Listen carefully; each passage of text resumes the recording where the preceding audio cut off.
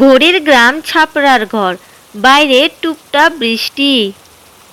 মাটির চুলার পাশে বসে মমতা ভাত রান্না করছে। মিনি ঘুম থেকে উঠে তার মার কাছে আসে। মা, বৃষ্টি পড়ছে নাকি? টুপটাপ আওয়াজ পাচ্ছি। হ্যাঁ রে মা, আজ ভোরেই বৃষ্টি নামছে। মা, বাবা তো সকালেই বাইরে গেছে, বৃষ্টিতে ভিজবে তো। তাই তো মিনি, তোর বাবা তো ছাতা ছাড়াই বের হয়েছে। তখন বৃষ্টিটা কম ছিল, তাই ছাতাটা নেয়নি। তাহলে বাবা তো ভিজে যাবে, জ্বর সর্দি হবে মা। তোর বাবার জ্বর সর্দির ভয় আছে নাকি? ছোট থেকেই কষ্টের মধ্যে বড় হয়েছে। দুফোঁটা বৃষ্টি তোর বাবাকে কিছুই করতে পারবে না। তবে যাই হোক, ভিজে গেলে তো ঠান্ডা লাগবেই। মা, বাবা ভিজে আসলে তুমি কি বকবে? হ্যাঁ বকবো, কিন্তু ভালোবাসার বকুনি। বলবো, এইভাবে ভিজে ভিজে শরীর খারাপ করছো কেন? মা, বাবা কি ইলিশ মাছ আনবে আজকে?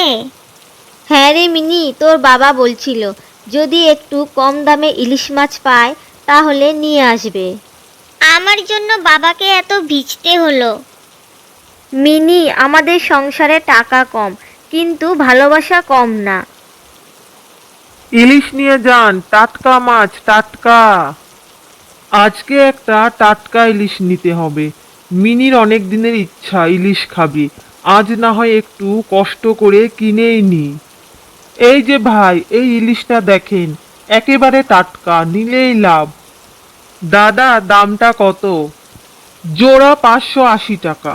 আপনারে দিলে 550-তে দেব। দাদা, আমার হাতে টাকাই তো 300 আছে। একটু ছোট সাইজের মাছ আছে নাকি? আমার মেয়ে মিনির জন্য নেব। 300-র মধ্যে ইলিশ পাওয়া মুশকিল ভাই। তবে দাঁড়ান দেখি ছোট ইলিশ আছে কিনা। এরই মধ্যে গ্রামের ধনী ব্যবসায়ী মন্টু বাবু আসে। আরে রঘু, তুই আবার ইলিশ কিনতে এসেছিস? গরিবের ঘরে ইলিশ, এত কি উৎসব নাকি আজ? না বাবু, মিনির মনটা খারাপ ছিল কয়েকদিন ধরে। বলছিল ইলিশ খাবে, তাই ভাবলাম একটু ইলিশ নিয়ে যাই। হা হা হা, ইলিশ কিনলে সঙ্গে লবণ লঙ্কা সর্ষে এগুলোও লাগে। সেগুলো কিনতে পারবি তো? না কেবল মাছটার ঘ্রাণেই খাবি? যা আছে তাই দিয়েই করবো বাবু। মমতার রান্না তো খালি নুন মরিচ থাকলেও স্বাদ হয়। গরিবের অবস্থা মাছ ব্যাপারী বোঝে। এই যে ভাই, এই দুইটা ছোট ইলিশ আছে, খুব বড় না কিন্তু টাটকা। দাম 300 হলেই হবে। দাদা সত্যি বললেন? দুইটা ইলিশ 300-তে দেবেন? আপনার মেয়ের জন্য নিচ্ছেন তো নেন ভাই। রান্নার সময় সর্ষে দিয়ে ঝাল ঝাল করে রান্না করলে ভালো লাগবে খেতে। হ্যাঁ হ্যাঁ, সর্ষে আর নুন তো ফিরিয়ে দেবে। হা হা হা, গরিবের মাছ, হালকা হালকা খাওয়া। বাবু, আমার মেয়েটা হাসি মুখে ভাত খাইলে এইটাই আমার ইলিশের সবচেয়ে বড় স্বাদ। বাহ ভাই, কথাটা কিন্তু মন ছুঁইল।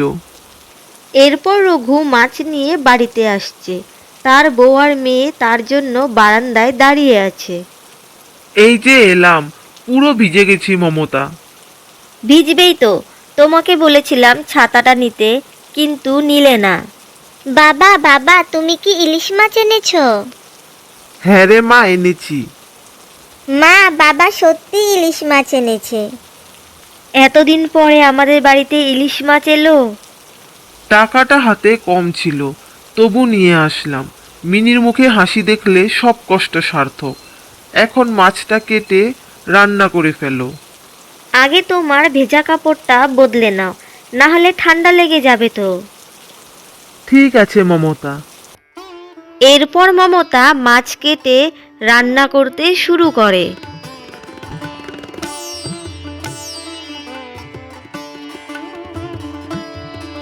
আরে মা, এই যে একেবারে হোটেলের মতো রান্না হয়েছে, খেতে কি মজা হয়েছে। টাটকা মাছ ছিল তাই, আর তোর বাবার জন্য আর তোর জন্য মন থেকে রান্না করেছি। সত্যি মমতা, মাছটা দারুণ হয়েছে। বাবা, তোমাকে বলেছিলাম না, মার রান্না সব থেকে সেরা রান্না। আরে মিনিমা, বেশি বাড়িয়ে কথা বলিস না, খাবারটা ঠান্ডা হয়ে যাবে যে। হ্যাঁ মা, আগে খেয়ে নে। তুমি বাজারে না গেলে এই ইলিশ মাছটা রান্না হতো না। কাদা জল বৃষ্টি কিছুই তো মানো না তুমি, এই বৃষ্টির মধ্যেই ভিজে ভিজে মাছটা নিয়ে আসলে। তোমার মুখের হাসি আর মিনির আনন্দ এই একটু কষ্টের চেয়েও অনেক দামি।